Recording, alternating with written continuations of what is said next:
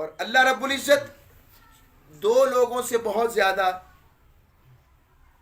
بغض رکھتا ہے. اللہ بھی بغض رکھتا ہے.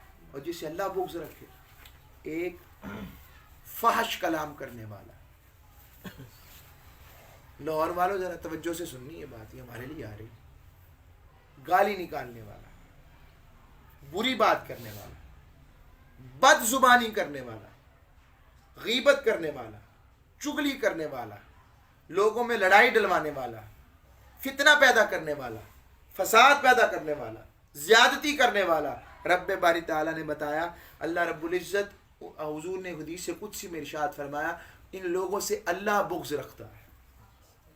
اور جن سے اللہ بغض رکھے اس کا معاملہ کیا ہوگا.